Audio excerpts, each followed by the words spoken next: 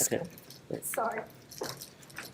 So the work that I'll talk about actually involves a very large network of people, but I'll talk specifically about work that's been done by these folks, our group at Oregon, and several clinical groups, and a metabolomics core, sequencing core, and our model organism colleagues.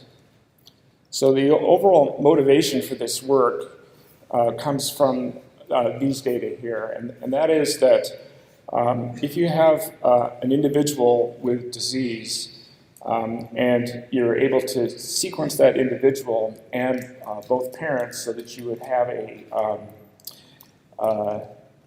trio, you still come up with a lot of variants. So this was sort of the promise of the Human Genome Project, that we have the human genome, we can sequence individuals with genetic disease, we can identify what the genes are and figure out everything. But the fact is that we actually, each of us carry so many different variants that strategy doesn't work unless you have really large numbers of patients.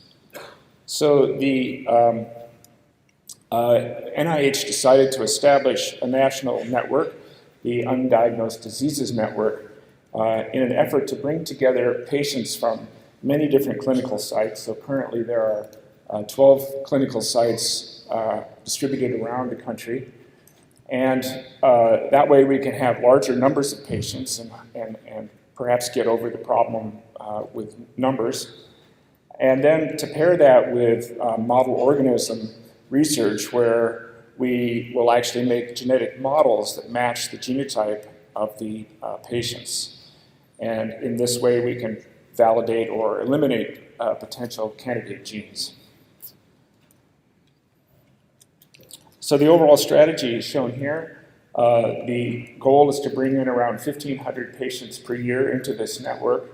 Patients that are selected for further analysis then are brought into the clinical site. They have extremely extensive testing. They get every medical test you can imagine, all paid for by the program.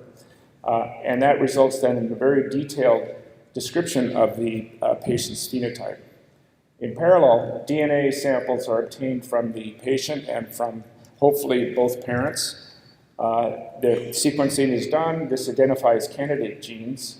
And then to figure out which candidates may actually be disease-causing, we generate genetic models in either zebrafish, worms, or Drosophila. We then analyze the phenotypes of these models and compare them to the human to see whether or not we can actually account for the disease and whether that particular gene is disease-causing or not. And then there's a follow-up step, rescuing the model organism phenotype using the human wild-type cDNA and comparing that to the variant. And this is the most important step of the whole program. That is, this information actually goes back to the primary care physician and to the families. And this is now being done very widely. And many of these families are so involved that they can hardly wait to find out whether or not they have a disease XYZ because of experiments that are done in fruit flies. And that was not true a few years ago. So this has really advanced the field. So today I'd like to describe briefly two cases that we've worked on where we've made some progress. One is a developmental delay hearing loss case, and the other is a case with hypertrophic nerves. So the first case was a patient who entered the program as a 22-month-old with developmental delay and some dysmorphic features that you can see here in these pictures. Also has hearing loss that is somewhat corrected by hearing aids, but the hearing loss is not sensory neural. It's due to malformation of the semicircular canals in the vestibules and the auditory canals. And he has a few other interesting features, notably bilateral clubfoot. So this is a combination of symptoms, phenotypes that have just never been really reported before. Each of those individually could be accounted for as a known disease, but together it doesn't really make much sense. So the sequencing was done, and I'll go through this in a little bit of detail to show how we use bioinformatics to try to narrow down our focus to a particular gene. So there were 4 major candidate genes, as shown here, and I'll go through each of these briefly. So the first one is the ryanodine receptor, and we analyzed particularly the affected amino acids. This is missense mutations, and we could show that the affected amino acids are in regions where they're interacting with other key side chain amino acids, and thus could potentially affect the stability of the protein. Furthermore, when we did comparative analysis, we could see that these affected amino acids are highly conserved from Drosophila all the way to humans. Again, suggesting that they may be key and that a missense mutation could affect the function of the protein. However, we then looked at available model organism databases and found that both of these genes are well studied. So here for zebrafish from ZFIN, mutants have been analyzed, and the phenotypes really don't look anything like the patient. Left-right symmetry, muscle development, and in mice it's been studied, this gene's been studied even more, 57 publications. And again, the known phenotypes really don't match at all well with the patient. So this lowered our enthusiasm for this gene. So let's consider the second one here. This is CELSR. And in this case, we found by examining human databases that the particular variants, this methionine to valine and arginine to glutamine, are highly enriched in the normal population. So they're found many times in the EXACT database and also in the Geno to MP database in unaffected individuals. So again, it suggests that this particular gene is probably not going to be disease-causing in this context of these particular variants.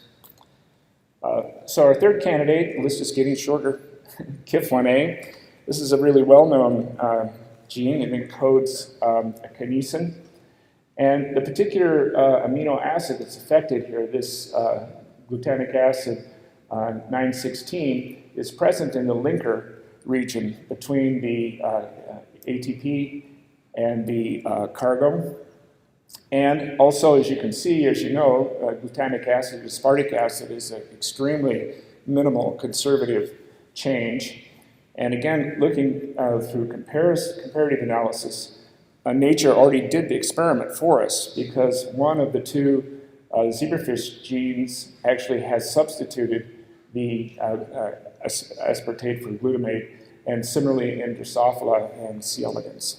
So again, we could say this change is probably not going to be disease-causing. So that leaves us with the fourth case here. This is Cogfor.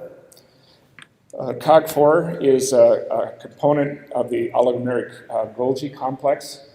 It's not present in any of this particular variant is not present in any of the human databases. It's completely unstudied in flies, fish, and mice. Just the kind of gene we like, brand new, don't know anything about it.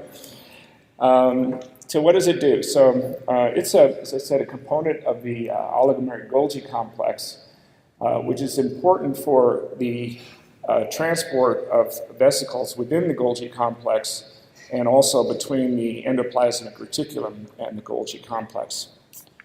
So we did a little bit of protein modeling, and the protein modeling suggested that this loop structure of the protein would be very highly changed due to this amino acid substitution. Again, suggesting major structural change might actually affect the function of the protein. So we went ahead after all of that analysis and used CRISPR Gas engineering to generate a mutation that's equivalent to the mutation that's present in the patient. We looked at both heterozygous and then we made homozygous mutants, and we saw not much of anything, really weak and variable phenotypes. But we noted that the gene, see here, sorry, I'm getting ahead of myself. So we made the mutants, and in fact, You can see that the mutants are a little bit smaller, so they're showing aspects of developmental delay.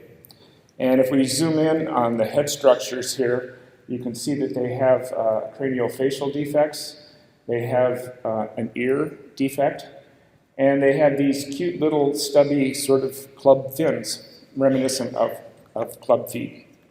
So this is pretty exciting and encouraging. And by then looking in more detail, we can see that there is delayed ossification of cranial bone structures, and this corresponds to the bone phenotype that is seen in the patient. So how could this come about? So these cogs, this Cogfor is one of this multimeric complex, is involved in transport between the cis and the medial Golgi, and the other major cog group is involved in transport of vesicles between the ER and the Golgi. So this suggested that there might be functional and perhaps structural defects in the Golgi. So we looked in the mutants, here using a label for the cis Golgi, and we could see that the cis Golgi is pretty dramatically reduced in the mutants.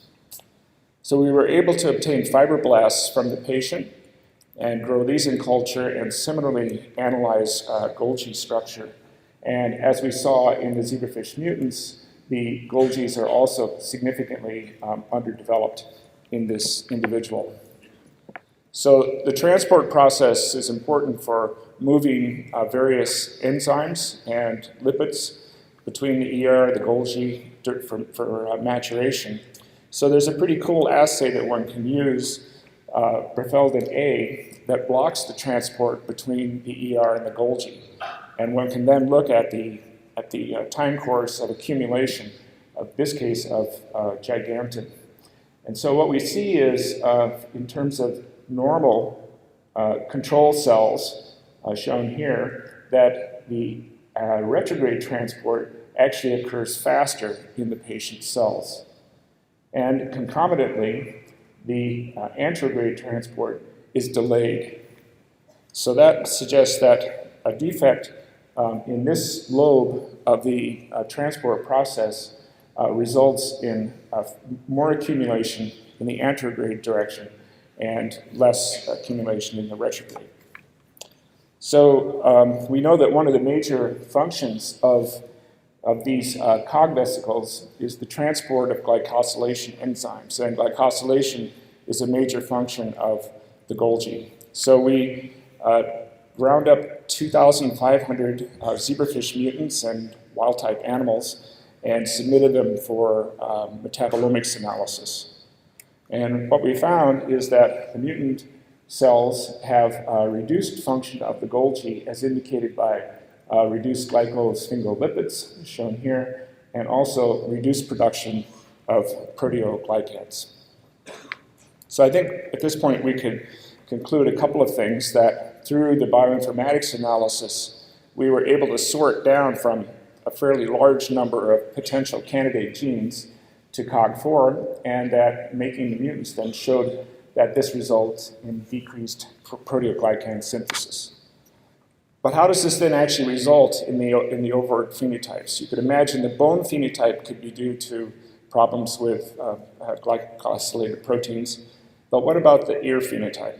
So we focused in on that, and as shown here, you can see that the ear is not only smaller, but specifically the semicircular canals are either fail to form or are really, really reduced.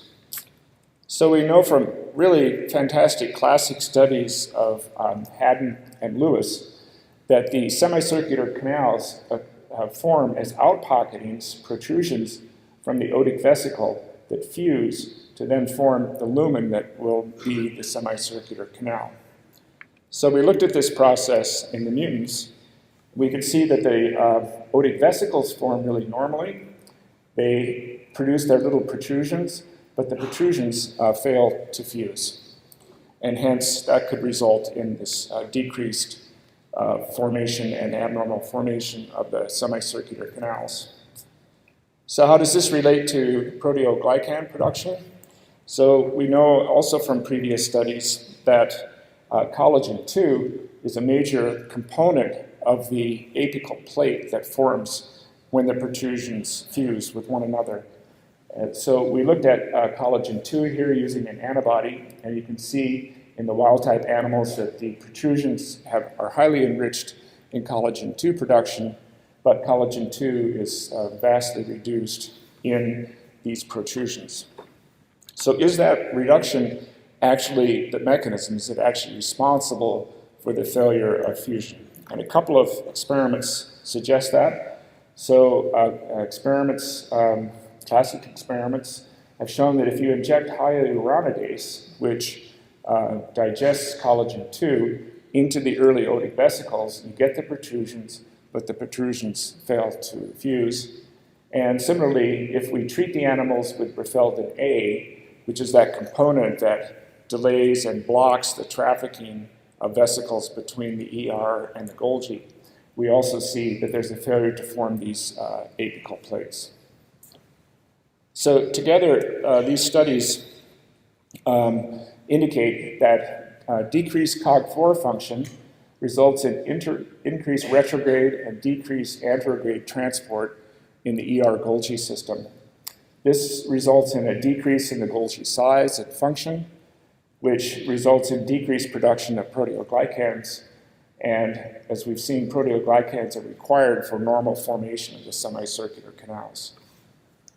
So together, these studies have done several things. In particular, they've implicated Cogfor as the primary cause of disease in this patient. And at the same time, we've been able to account for many of the phenotypes that are present in this individual. As part of the undiagnosed disease networks, we also submitted this information to a worldwide database network. And over the course of the past couple years, we've now expanded this to 13 additional patients in 5 other countries that have mutations in the same gene and have overlapping phenotypes. So from all of this, I think we conclude that, this decreased activity of Cog4 is indeed responsible for the developmental delay and hearing loss. And it was through really the use of a model organism that this medical advance occurred. So I'd like to switch to the second case. This is a case of hypertrophic nerves. This individual entered the program as a 12-year-old. However, her symptoms had been present from birth. Her first hospitalization was at 3 months. And the most remarkable feature is that she has very hypertrophic nerves. Also hypomyelination both centrally and peripherally. And probably as a result of this, abnormal nerve conduction and a variety of other phenotypes. So here's images from this patient. The little arrows here indicate the normal brachial plexus from a normal individual. And over here you can see the brachial plexus is really enormous. This had never been reported before. So I'll spare you the bioinformatics analysis and cut to the chase. Our best candidate gene for this individual is a gene called YPL3. It encodes a protein that's highly conserved from yeast to humans. There are just a couple of studies about it. It's thought to be a positive regulator of growth arrest and hence has been considered to be an oncogene. It might function in cell signaling. It's never been associated with diseases, and at the time we started the work, there were only 9 publications. So again, a great gene to work on, one that you wouldn't just pick as one you'd like to study. Again, we made the CRISPR TAS mutants, and this is what I got ahead of myself on. We didn't see any phenotype. So we made maternal zygotic mutants because we noted that the gene is highly expressed, RNA and protein both are present in the 1-cell stage embryo. Zebrafish, unlike humans, develop really rapidly, and so it could well be that there's enough maternal product that's put into the baby that it can get through early development and won't show overt phenotypes, which would not be the case in the human. So the maternal zygotics, when we looked at the nerves, they're hypertrophic. So these are side views. This little white line here, these are the segmental nerves, the motor nerves, and you can see that they're highly expanded and highly hypertrophic. Again, very reminiscent of the individual. We can grow these to adulthood. They're viable, and they seem to be kind of okay. So we looked in some detail at their behavior and noted that unlike normal wild-type fish that like to spend a lot of time on the surface of the tank and swim really actively, these individuals spend a lot of time on the bottom of the tank. They can swim at normal speeds, but the overall amount of time that they spend swimming is quite dramatically reduced. So they're clearly behavioral deficits. So to try to get at the underlying mechanism, we looked at where this gene is expressed, and it's expressed pretty broadly within the nervous system, and in particular in the ventral regions and just outside of the spinal cord where these peripheral nerves are starting to develop. So we know that this ventral region of the spinal cord, there are precursors for several different cell types. Importantly, of course, the motor nerves, motor neurons, but also glial cells, including the central myelinating oligodendrocyte cells and the perineural cells that arise within the spinal cord and migrate out into the periphery to enwrap and sheath the peripheral nerve. And of course, there are also, outside of the spinal cord, there are neural crest cells that give rise to the Schwann cells that myelinate the peripheral nerves. So we look first at the motor nerves, motor neurons, and they seem to develop normally and have normal numbers of axons that seem to innervate the muscles pretty normally. So we then made transgenic lines that allow us to label the oligodendrocyte precursor cells, as shown here in the green. And so you can see that in the normal individual, these oligodendrocytes arise ventrally and migrate up and then start to associate with axons where they're going to be myelinating the central axons. And in the mutants, we see very decreased numbers of these oligodendrocyte precursors, and they seem to maintain this more immature state. And that correlates with hypomyelination. So you can actually see on the right here, the number of myelinating cells is indicated by myelin basic protein is dramatically reduced. So what about the peripheral nerves? So as I mentioned, this ventral region of the spinal cord also gives rise to the perineural cells that migrate out of the spinal cord, interact with the Schwann cell precursors and with the motor axons.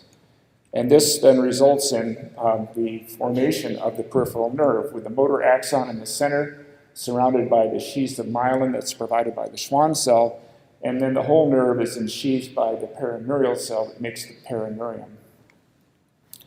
So again, we could use these transgenic lines to look at development.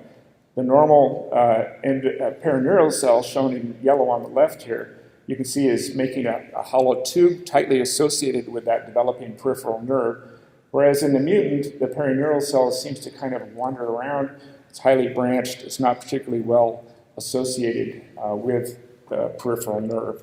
And that's shown a little bit better here in the still, where you can see on the left the very tight association between Schwann cell and perineural cell, whereas in the mutant, the perineural cell is not particularly well associated with the peripheral nerve, and the Schwann cells also are not particularly well associated with the motor axon. And again, this results in a decrease in myelination. Hypomyelination is shown in white here. So here's the normal peripheral nerve with high levels of myelin. And in the mutants, we see variable reduced levels, or in many cases, almost no myelin formation at all.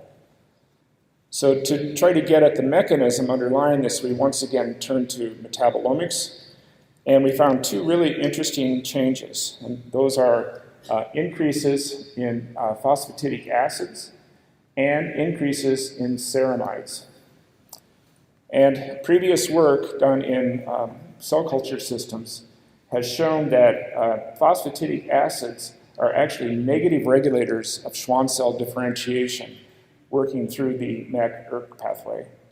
And similarly, ceramides are negative regulators of oligodendrocyte differentiation working through galactosphingolipids. So together, this suggests a model that YPL3 is upstream of this lipid signaling that's well known to be a regulator of maturation of these immature glial cells. And hence, in the presence or the absence of YPL3, decreased YPL3 activity, this could result in a delay in differentiation of these glial cells, and that could account for the phenotypes that we see. Alternatively, we can't rule out another possibility that YPL3 is working through its previously reported growth arrest activity. It may actually be involved in directly within the precursor population in their maturation. So that's cell autonomous versus non-autonomous mechanisms that we could investigate in future studies. So in this case, I think we're again able to be pretty conclusive about YPL3 being disease-causing in this individual, and we can account for a number of the observed phenotypes in that individual. So in summary, I presented two separate cases here, one of developmental delay and hearing loss, very interesting and complex set of phenotypes in an individual, and a second case of an individual that had never before observed hypertrophic nerves, and as a result of that, behavioral problems. And in both cases, the bottom line here is that basic research in model organisms has actually been the key, because just from the sequencing alone, these families would not know why it is that they have the disease that they have. And in both cases, the families were really relieved. We can't offer any hope at all for therapies at this point or cures in the future, but for them, this is really important. It's not something I ate when I was pregnant. We now know what the gene is. In the one case, they can expand their family. They've been afraid to have another child because they didn't know what it was that was causing the disease. And those sorts of life-changing advances are the result of, in this case, work in zebrafish, but we have about 5 or 6 dozen cases now that have been solved through work in fruit flies and in C. elegans. So let's hear it from model organisms.